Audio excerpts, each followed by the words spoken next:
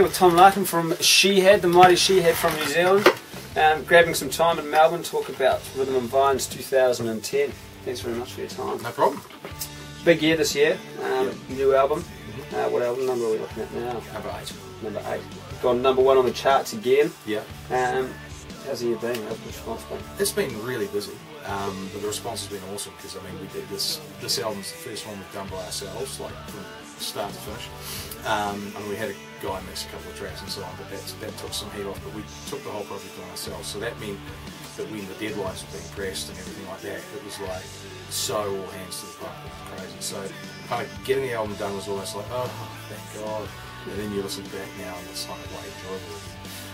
But it's been great. You know, it's been a great year. Yeah. Reflecting back 2008, you're back in Gisborne again, the beautiful setting of Rhythm and Vines. Yep. Couple of reflections. Obviously, it was a massive set from you guys. Yeah, I remember just looking out and the kind of the way that everybody just kind of came down the bank, like the amphitheatre of the place, just beautiful.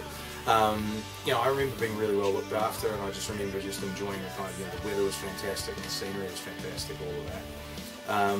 So you know, I remember the set going down really well, which was good because Rhythm and Vines had always been kind of like this mystery to us. You know, we'd hear about it, and then finally we turned up and did a show. And it was great, you know, it was a really enjoyable year. Any talk about what you might put on the set? Obviously some new tracks from the album. We're kind of doing, I'd say it's at the moment we're around about 40% new tracks. Cool. So awesome.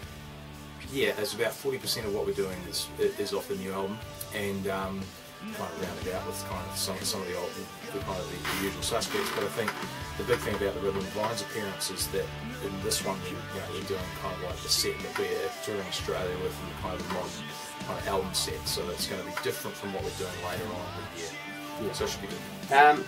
Are you sort of sticking with that theme this year at Rhythm and Vines? Anybody that you're keen to check out while they're down there? NERD and Justice, those two I'm really looking forward to. I think a couple of local acts, there's Optimus Grind and Holly Smith. I always like a bit of Holly. Yeah, nice. So yeah, I'm looking forward to that.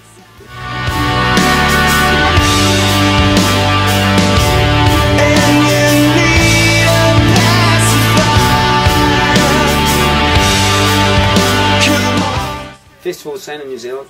You guys have been playing together for over 20 years. You've seen the scene change. You've seen festivals come and go.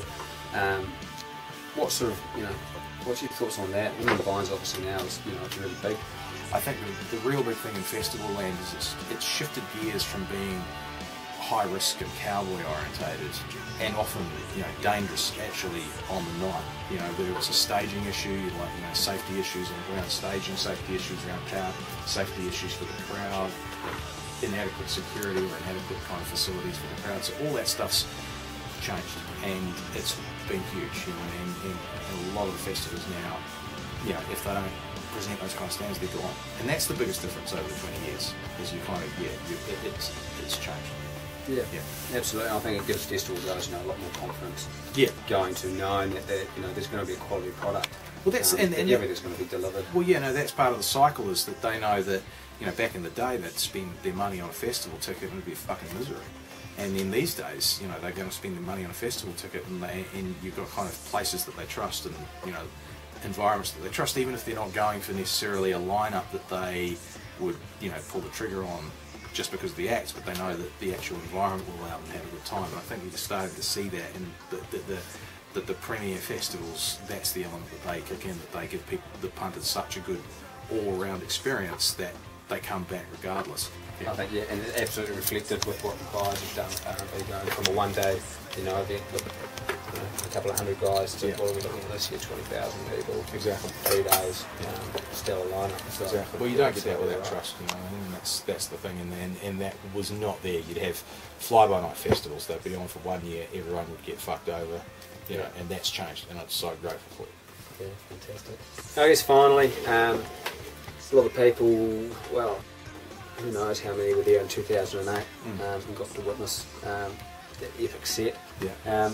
Any couple of words of advice, what the punters can expect on the day? I think this one will be heavier. That's what I'd say. I think it'll be heavier. Get the security down the front. And I think it'll just be a little bit more kind of, there'll be an extra shot of espresso in the mix. Yeah. Awesome. Sounds epic. Sounds epic. Any final thoughts for Behind the Fines viewers? Thanks very much for your time, Tom. Thank you. We're looking forward to having you down there, and we're 6 weeks away now. Yep. We're pumped. You guys? We're pumped. Yeah, no. Yeah, we're looking forward to it. Looking forward to Ribbon Vines and bringing in 2011.